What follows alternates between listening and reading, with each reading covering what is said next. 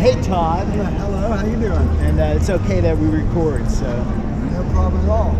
But Wish I had my sunglasses on, my eyes are sensitive. I found it really fascinating to just stop people at random and have conversation with them and interact. And Time out.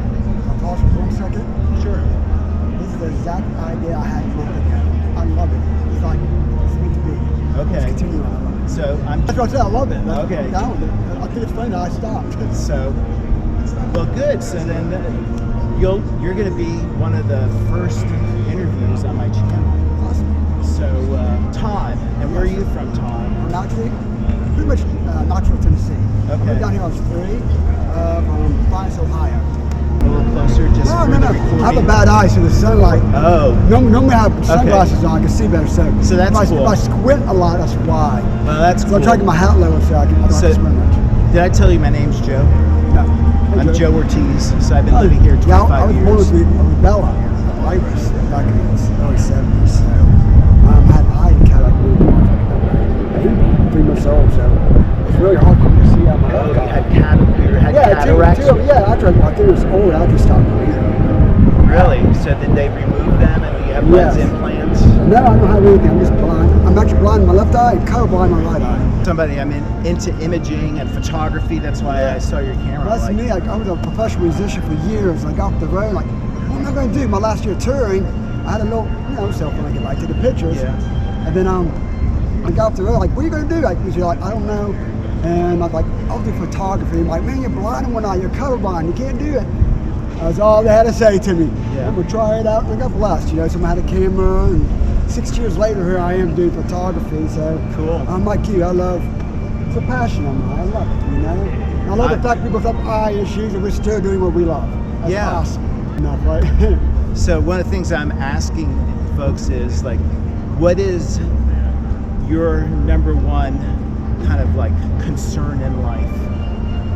My number one concern in life? In life. Okay. Like, what is the thing that really has you most concerned about? I don't truly live. I mean, it's so caught up in everyday life, work, relationship, blah, blah, blah, and sometimes you forget to actually truly live. I get scared, I get stressed, and this, it takes away from why we're here, And my biggest fear is just like, I don't take the time to stop and actually live life. Enjoy the moment, be present. Either for people, because, I don't know, we get distracted so much, and and I had to stop and say, I'm not immortal. I'm not. So what do I do with my life? I gotta stop, go, hey, today could possibly be my last day to breathe. So my biggest fear is my last breath. I didn't actually really live life. So I try to slow down, make more time, me time. I go to the mountains if I need to go camping or do photography like I do today. This is my therapeutic outlet. I could do that. I was a musician, drums, I don't know. To get back to who I was, So that's my biggest fear, that I don't actually, and when I'm on my deathbed, did you actually live? I don't want to say the word no, I forgot to live. Yeah. That's my biggest fear. That is a really like genuine concern, I think, for many people who get caught up in the rat race. And I mean, I love the idea. Trust me. I mean, I love this idea so much. It's kind of like, for me, like, I did what I love and I lost what I love. And then we search for all these material things, and one thing I was lacking was getting back to me, getting back to like the root of who I am. Like the day I was born, we're giving gifts, we're given traits, and sometimes my gift was love music. I thought music was my calling. So you play drums? Yes, I traveled. I did about 25 years. I did about 7 years, probably to 2015. 25 years you played drums? Yeah, then I took my last year touring, 7 years.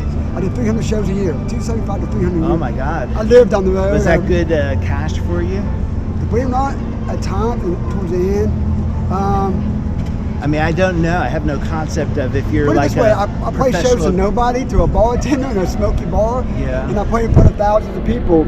But you know what? The interesting thing about this, the one thing I wanted in my life is to be a musician. I dreamed about it, my kid.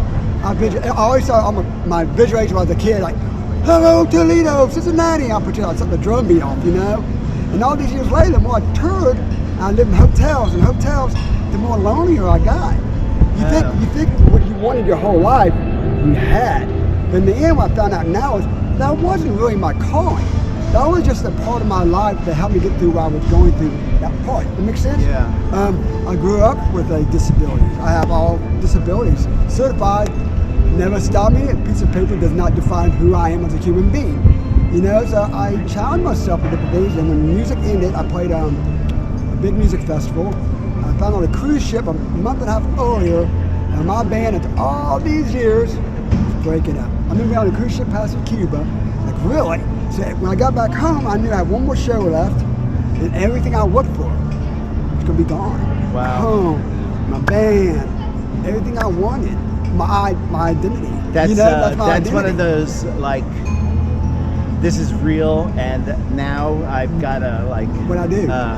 Yeah. Because since I was 14 years old, all I cared about was being a drummer and being a successful musician. Even though I do play in 2 weeks over there, press pub, but I sit and pick and choose nowadays, you know. But so when the band broke up, I did a big music festival, every record label, every manager, top musicians are there, and I had nothing to give. I was like Moses at the promised land. There it is, you just cannot enter, you know? And I was like, oh man, it sucks. But it was you who weren't able to, or they were not giving It up? just, the band broke up. At the time, I was devastated, but the time being, it's part of life. My chapter was ending, and I didn't realize at the time when it ended. So the year after my band broke up, like what I do, my whole life identity was I'm a musician. I perform. That's what I did. Even though I'm a drummer, I sit in the back. I'm an introvert, believe it or not, I am. But when it was over, I didn't know what I would do. For the next year, I went through a deep, deep depression. I didn't know, what am I doing in my life? I have no identity. My high school told me, drop out of school, get your GED, because you'll never amount to anything in life. I fed myself all this negative stuff, and then one day I go, nah, I don't think so. And it just happened, I was dog sitting, and this family goes, do you like to take pictures? Like, yeah, I love to take pictures. We have a Nikon camera, do you like to borrow it? I was like, sure. I had no clue how to work a camera. They gave me a memory card with 700 pictures left on it. And every day I got up, it took at least 400 pictures a day. Wow. Go. Because I had to learn, the sky's gray to me, I'm colorblind.